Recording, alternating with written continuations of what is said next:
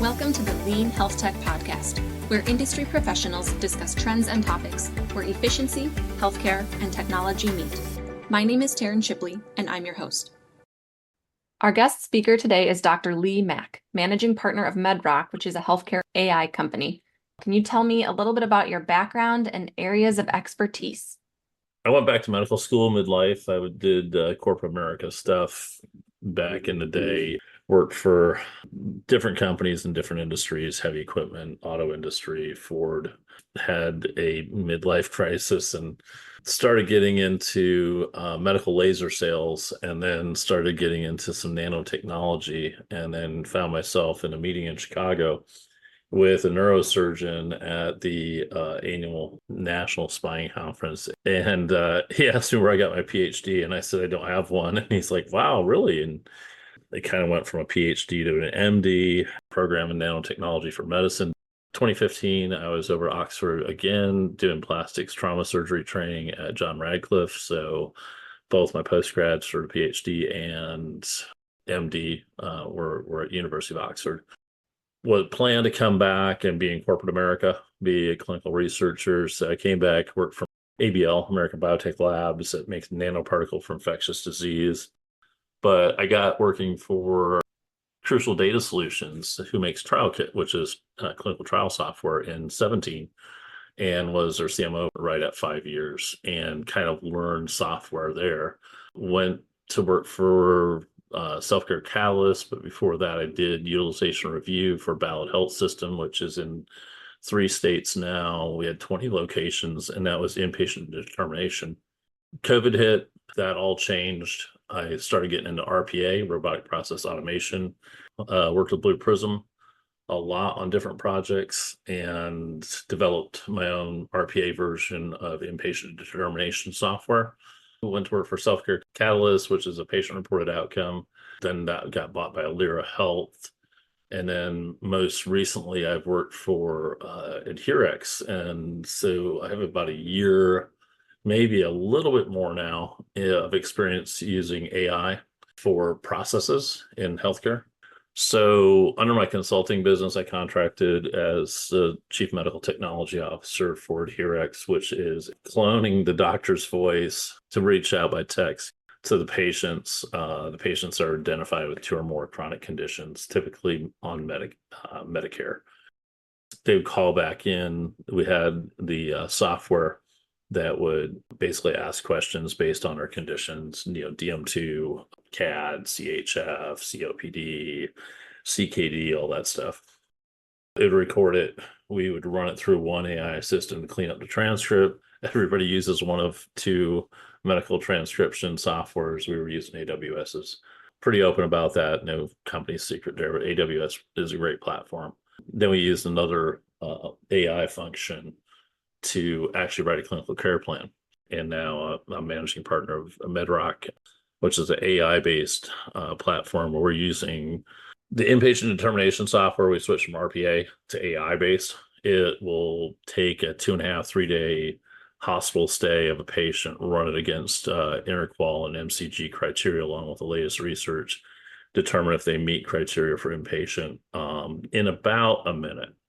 So it takes everything into consideration. So it's a lot faster than a lot of the other software that's out there, and actually pretty good at writing almost a quasi appeal letter for your initial approval.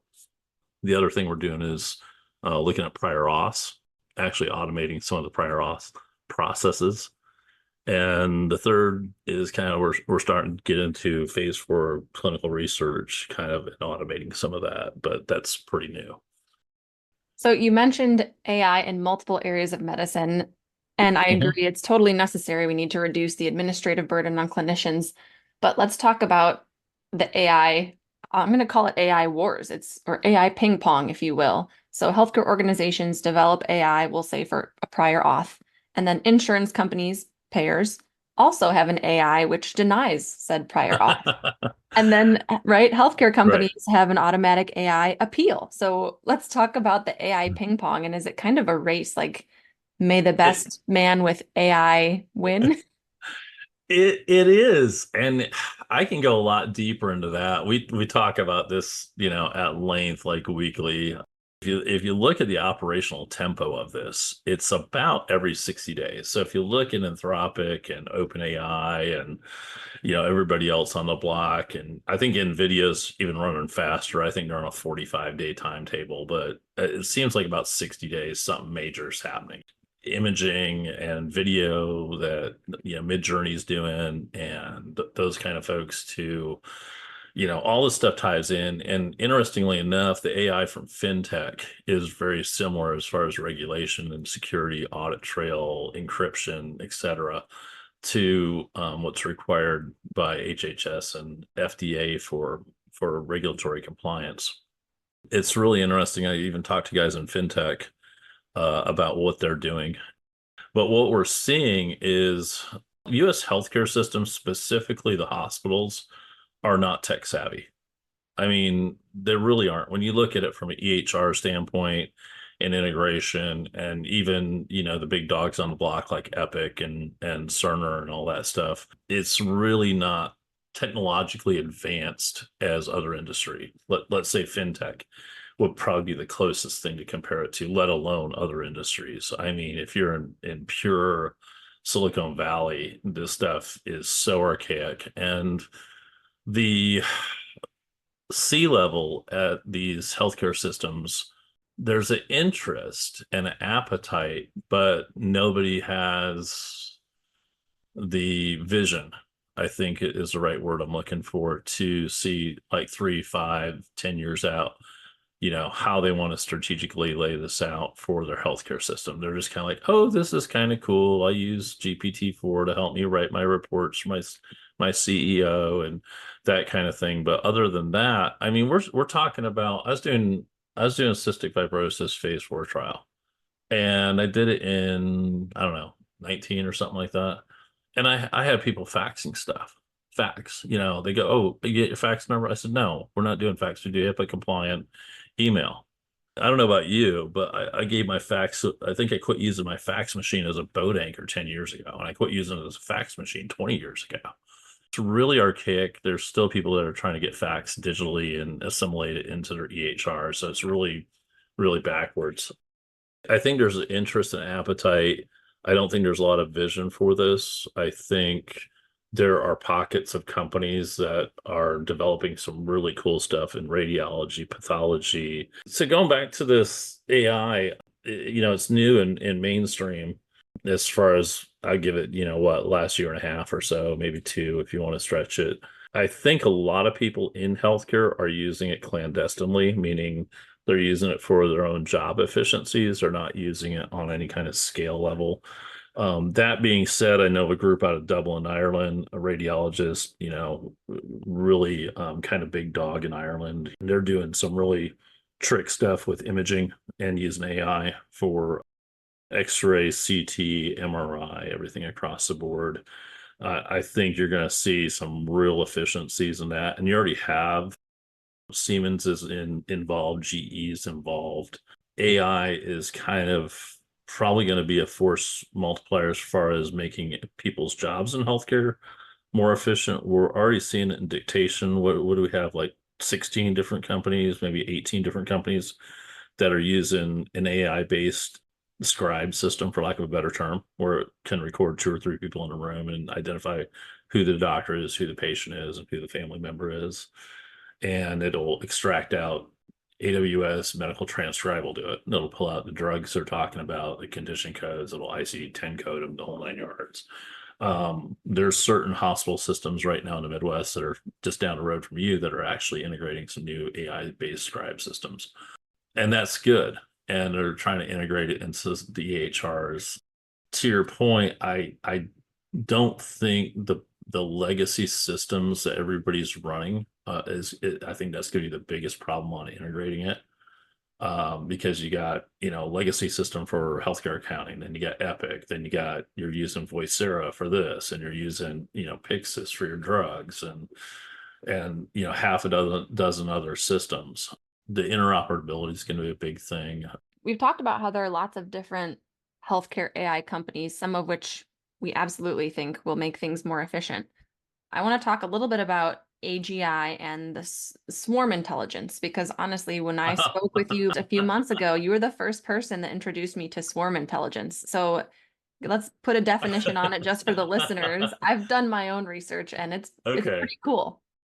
Swarm is something I didn't read about. It was just something I kind of like came up with. So to get into the deeper AI stuff and not get negative on the US healthcare system, but I got some buddies. They did Hub City. They started Omnicare in like 10 days. They use microservices and hash coding for data. And I'll delve into the storage in a second. So if you think of binary code storage, right? So binary code storage is, X, right? It takes so much, it's a big data hog. But now there's talk of actually making synthetic based DNA for storage.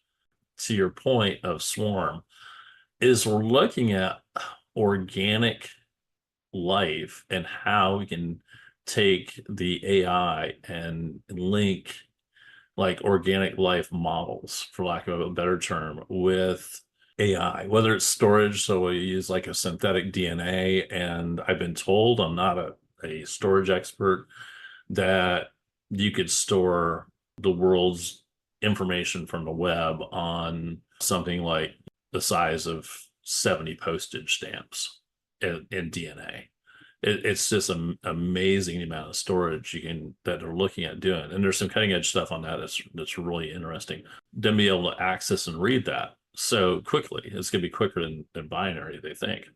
But going to swarm technology, we look at the drones, right? We look at drones and robotics in physical life and what's been going on with drones in the UK. And so, what would stop let's say, let's put it back to healthcare. So, let's say we're doing these prior authorizations, right? We're using an AI agent, it's in a secure, HIPAA secure platform, all that, SOC 2, AES 256 bit, all that happy stuff. And we reside it by states, just like the healthcare company. So we have one for Texas and one for California and so on and so forth. And we have within that silo, we have an agent for each payer. So we got one for Aetna, one for Cigna, and that agent knows just Cigna stuff, right? And it goes through. But at some point, everything in the Texas silo or everything in the California silo can start learning from each other, right? They can start learning like, oh, this is, approved at this rate when they document, additionally this in the patient's record. It starts building case law. But where you get a real synergy is when these things start communicating with each other. So they're still in the silos, still in the secure environment, but they start learning from each other as agents. So each agent is an expert in, let's say, a payer group, a payer in that group, or which would be kind of unique. To your point, then you're building a better tool that the insurance company doesn't have, and now the insurance company is going to build, somebody's going to build something and sell them something. So it's going to be kind of an arms race, for lack of a better term. But I wrote an article on wound care, and I kind of played with this concept that we have one data lake repository where all these wound care patients de-identified information is in there. And you don't come up with any new widgets. There's no new, wound care device or some kind of new thing. It's just strictly technique. And, treating this diabetic wound this way every day or instead of every other day is going to have this much better healing process, all things equal. And you're not going to normally see that, but with this huge data system and you're running algorithms across it all the time to look for this stuff and identify, 5%, 10% increases in healing, what are they doing? They're doing it once a day instead of every other day. Oh, okay. You take that from a swarm technology. Let's say we play it to radiology or pathology. Let's go with pathology. So we have all these agents, one agent's doing, Hep B virus, another one's doing a COVID virus. That's what your agent is doing. It's kind of overkill. But you have a whole silo full of virology agents, and all of a sudden they can start learning from each other and having this kind of group interaction where you have synergy. So you'd have a synergistic approach to making correlations between all the viruses and maybe at the DNA level. They're starting to look at like how they replicate, how they target. Oh, there's correlations here. and they start learning from each other, but it's going to move a lot faster than any human could. This is going to really come into play when we have quantum computers slave to this stuff. It's very synergistic now, right? We're seeing 300, 400% faster in programming, right? Because we're using AI to write code. And then, I don't know what you've used it for, but you can write a book, you can write a novel in 3 weeks. I mean, like 250, 300 pages with AI systems now. But if you slave that to a swarm, that would probably shave it down to a week. So I think we're going to see another quantum leap of 300% more efficiency, specificity, sensitivity, whatever you want to dial it into, on top of what we're seeing right now. And in addition to the benefits of increased quality, increased efficiency, it's also requiring less computing power, right? Because your swarm is composed of several different specialized AI. I'll call them AI agents, and each one has its Yeah, area of specialization, and it doesn't require quite as much energy. And I know a few years back, it was kind of it could. Yeah. trendy. It was trendy for companies to say, our goal is to reduce our carbon footprint by 50%. And now all these companies are seeing their carbon footprint increase because they're implementing AI. Yeah, and I think to your point, going back to that DNA storage concept, cloud systems that reside out in Utah on these acres of air conditioned servers, right?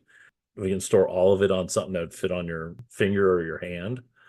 I mean, you think about that and you're like, well, we don't have to cool it. We don't have to do this. Actually, you can freeze it, just like regular DNA. The synthetic DNA is supposed to be able to put your data in it, and 1,000 years from now, you can come back and unwind it and find it. So I think to your energy standpoint, I think we're going to see that concept of the synthetic DNA for data storage. Honestly, I think it's probably going to be 2030, but maybe it'll be 2028.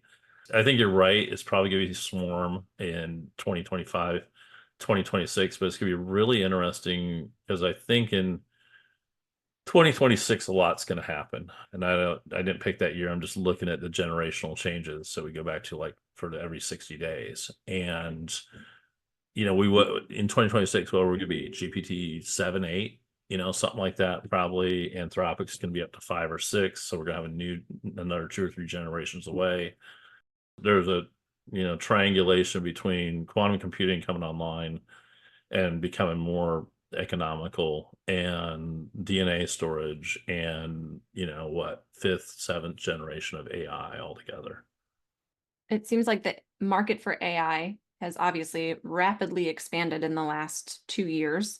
Do you think there will be a contraction? Do you think the smaller companies will be weeded out and the marketplace will be won by, we'll say, a big five? Because I'm thinking about equating this to internet search. And back in the day, like there was Yahoo, there was Google, there was Bing. There are a plethora of search methods for the internet. And now people say, oh, just Google it. Google it has become a verb. So are people in the future just going to say, oh, chat GPT it? And will many of the other smaller large language models lose market share and kind of slowly and quietly disappear? If I knew the answers to that, I'd buy the stock and retire in 2 years. To your point, I think everybody's already doing it. Maybe I'm just the odd man out, but I use example. My dad wanted a spark plug for his lawnmower, and I'm looking at Google. I'm like, this is a mess. It's just got a bunch of crap and garbage and ads. So I got Perplexity, and I'm on Perplexity Pro, and I just put in the model of the mower and said, need a spark plug in, champion size. 5-10 seconds later, it just spits it out. It's easy to read. I know what I need. I got it done. Right. Google, that would have taken me what, 2-3 minutes digging through crap on there because, of all the stuff and ads and sponsors. And yeah, it's already there. I don't know if you use it for stuff, but I already use it as a search engine. I probably use Perplexity more than GPT. It actually references it too. So if you really want to dig in the weeds, you can get the link to the site that they found it at. I think you're going to see AI that can actually reference where they got the information as a search engine. But what would be cool is, let's say you want to go on vacation, right? So you go, hey, I'm just going to have a little agent run. I was talking to a detective from LAPD. We're at a CA conference, a civil affairs conference together. And I said, imagine just turning an agent loose and just having it surveil like 100 people that you guys want to watch that you don't have the time or effort or money to do. And he goes, what do you mean? I said, just watches everything to do. It watches public cameras, it watches social media, it watches basically all the public available intel you can get. And it just sits there and churns away at it all the time, just watching for changes. And then it alerts you to whatever parameters you guys set up. He's like, you need to come design stuff for us. I'm like, I don't know. He never did. But you could have it sit there and surveil, you and your husband want to go on a cruise, right? So you just have it sit there and surveil like 5 cruise lines that leave these ports on this time, and you just say, hey, when it gets to 40% off list, let me know and I'll buy it. And it just sits there and cranks away at their websites. So I think people are using it like that now. Not that they set up agents in GitHub and, I'm sure somebody is doing it, where it's just surveilling, a website or multiple websites looking for the best deal. That's going to happen. But, you can apply that going back to medicine. You could sit there and do it with patient, right? You could do it with everybody in the hospital. You could have it sit there surveilling all the vitals, all the med tech and nurses charting all the time. Think about it from quality, sepsis, right? Hey, wait, the parameters are getting right here for this person to be septic. Red flag, alert, or a code. Everybody's getting numb to all these bells and whistles and everything else. So just drone it out. ICCU would be, you just have an AI running over their vitals like 24/7. It'd be really kind of neat. To your point, I think people are already using the large models. Bing's already kind of done it, but then they kind of shot themselves in the foot by letting everybody know that they're going to be tracked.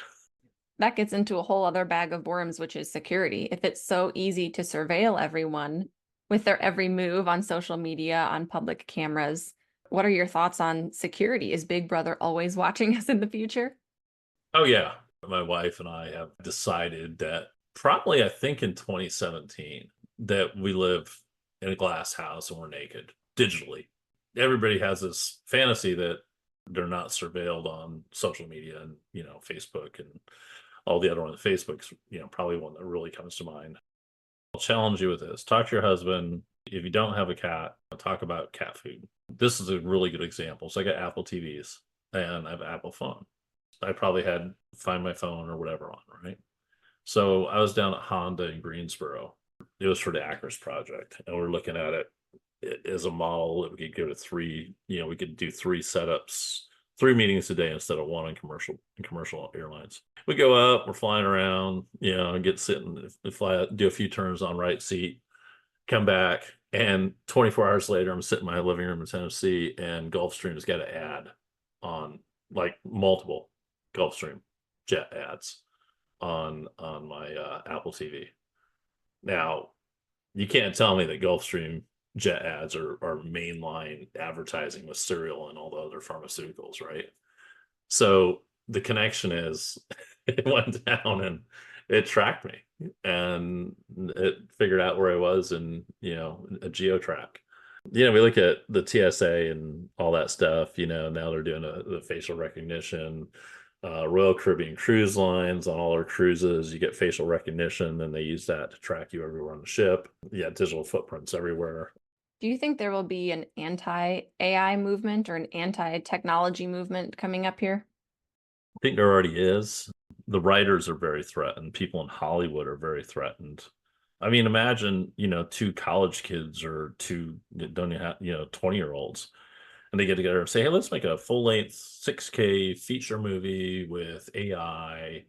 In 2 years, you're going to be able to create your own, famous actress and actors and develop them as characters and make them a hybrid between maybe 5 current actors, but they're different enough that, it doesn't infringe on the graphic. It's 10% different than all the other actors, let's say. You develop that and your actor doesn't age. You develop, you basically make a full feature movie in 3 weeks. So I think a lot of people are threatened by that. A lot of groups are. We're already seeing the music industry. We're already seeing it. I think writing has just gone away. I mean, it's between the high-end Grammarly and slaving it to like GPT-4. I mean, you can write a bunch of neat stuff. The other side of it is reading, right? How about all the people that read legal documents? That's gone. That job left last winter. So yeah, I think a lot of people are threatened by it. The programmers are already seeing it. I saw the programmers out of India start August of last year. Big groups of people out of work. So they're threatened and they're hungry for work. AI is definitely causing a massive increase in unemployment. Well, I think it's going to have to shift, right? It's going to have to shift. So instead of, okay, so imagine, if you will, you go into a healthcare system and we got a shortage of doctors, right? And we're really still on the cusp of shortage of nurses, even though we're really feeding that beast. And you're still going to need that. But imagine, if you will, you get somebody and go, okay, we're going to give you two years of healthcare training. You're kind of this hybrid between a medical tech on steroids, and then we're going to teach you how to prompt, and you're gonna be a prompt scientist with all this, let's say, high-end paramedic, almost like a 18 Delta kind of person, right? 18 Delta's medic and special forces. So you just cram 2 years of training into them. So they come in, and that's the first person you see. They go, okay, what's your chief complaint? Boom, put that in. They type it in. They bring up your EHR. They look at all your history. Then they take your vitals, and then the AI says, oh, they got a temperature, they got this history, they got this, they got pain here. Okay, so we go, oh, okay, so then it says, do a CBC and a CMP, right? And then so they have the authority to do basic labs, so they just send the person next door, they pull the labs, they run it through a fast analyzer. It dumps right to EHR. Hey, WBC is high, right? White blood cell count is high. Huh, okay, and it tells you to do this. Oh, maybe we want to do some imaging. Pain in the lower right quadrant. Huh, oh, so it tells you to do this imaging. And then, so by the time doc gets it, goes, yep, you got appendicitis, we need to do surgery, because here's the imaging, here's the labs, everything I need to know, and make a decision on, let's schedule them for surgery because, the appendix is about to rupture, boom, boom, boom. How fast did that take? Versus room them with the tech, have the doctor come in, decide to run labs, decide to run imaging, come back around. I mean, that's two people in the loop instead of five. So I think we're going to see it in some kind of new jobs in healthcare. I think it'll look something like that, where we're going to see a lot more prompt scientists. So enough about your industry to direct the AI to come up with the right answer for the problem. I think in healthcare, I think that's where the new jobs are going to be, are prompt scientists, or people like laying out how to organize the data to train a model. I think that might be a job opportunity. I don't know. There are care pods already. Have you seen or heard about these care pods? They're not in the US yet. I think they're just in Asia. You literally, it's like a little room almost. You go and you sit down on a bench and AI can scan your face Mhm. to detect, I mean, your temperature, your blood pressure, your heart rate, and it scans you for a myriad of conditions. And it Yeah, tells you like what are you high risk for and potential conditions that you might have. What are your thoughts on that type of deal? I think that's a novelty. We tried doing an AI only, where we were getting a patient to call in before surgery, and it was asking questions, making sure they're not, they're NPO, no, not on any new drugs, stopped their Eliquis or warfarin or whatever before surgery, right? Because a lot of surgeries need to be canceled because of the patient doing something or not doing something. So it's kind of a reminder slash questions to verify that it would automatically do the transcription, go through, automatically alert the doctor by 2 o'clock. So the calls went out at 9:10. The doctor had all this information at 2, and you need to reschedule surgery before roughly 4 at most healthcare systems for the next day. So you had a 2 hour window to review it. The problem was you didn't review it. But going back to this, we need humans in the loop, right? So everything that I work on is always a human in the loop. You always have a nurse reviewing, a care plan. Is this jive? I look at the chart. Is this right? Yes, it looks right. I'm going to add my note. This type of thing is like, well, you're not going to draw blood from these people, so you're not going to be able to necessarily do labs. The general public is not going to be comfortable with a robot, sticking a needle in them. We're way off from that. I think we got to have a human in the loop. So that's where I think this, health tech prompt scientist would come in, because, you still have the phlebotomist or, the person drawing labs and stuff. I still think you're going to have the humans in the loop. I think what we're going to see is all that tech can make their life a lot easier and more importantly, more accurate, right? So we can analyze all those labs for that appendicitis case. And, maybe we can pick up on something else that you normally wouldn't have. So I think we're going to see a quality improvement of care. I think we're going to see more sensitivity, specificity. In probably 3 years, it'll pick up rare diseases if you give it enough information. I don't think you're going to see full automation like that. I don't think people want it. It's nice, but it's not going to do everything. We've talked about a lot of niche areas and components to AI and what Uh-huh. AI will bring in the future. What can organizations like large healthcare systems, what can they do right now to ensure that they're staying up to date with AI? I know healthcare is behind, but if you're talking to a CMIO, Yeah, CI, what can they do to make sure I that think they're keeping up? take your top 10 pain points. Maybe it's infections, maybe it's care gaps. A lot of stuff runs around HEDIS, stars, MIPS, all that stuff. Their ratings with CMS. Maybe they're not coding something, oh, we missed stuff on ICD-10 coding, we're kind of lacking on that. So could we take a workup like that's already existing? And I'm sure Judy up at Epic's already got this going. But the other one is placement after, okay, they're coming after 4 day stay, but we're gonna put them in a SNF or an LTC. That's a big gap. It's still dialing for dollars. I don't know if you know that. You have a nurse or probably more a care manager that calls around. Hey, do you have space for this patient? They got ABC. Hey, do you have space for this patient today? They got, DEF. And it's actually dialing for dollars. I know Epic and Judy and folks are working on that to automate some of that. So I think going back to your question, I think you take your top 10 or 15 and go, what are our major problems? What's costing us the most money? And then you start looking at AI systems with a human in the loop. And it doesn't even have to be, HIPAA centric stuff. You could look at quality stuff. You could look at even your inventory control. You could have AI analyze all your widgets and syringes and everything in your Pyxis and take your Pyxis data and start crunching it and saying, okay, what haven't we turned in like 3 weeks? I guarantee you, if you go to Caterpillar dealer and you ask them what their turns are, they're going to say our returns are 3.12, right? I turn all my inventory 3.12. You ask them a hydraulic cylinder, they can tell you how many days they turn that stuff. It's pretty savvy. And I don't think the hospital systems have that. So, you're like, well, how much money is tied up in inventory that the stuff's sitting there for 90 days and we're not using it? Is it LIFO, FIFO, something simple like that, and analyzing it. There's so much you could do, but I think the first thing is identify your pain points and then start looking at human in the loop AI solutions. And maybe it's not out there, but maybe you just put it on your radar and go, okay, when the inventory AI system comes out, we're gonna look at those as soon as that starts emerging. And you touched on a really important point that it doesn't need to be HIPAA related. I think many people in healthcare automatically assume we can't use AI. Our data is very sensitive, not realizing that there's a whole business back end to healthcare, which is very inefficient, which is ripe for redesigning those processes. Thank you so much for taking the time to share your knowledge around AI. This concludes today's Lean Health Tech podcast.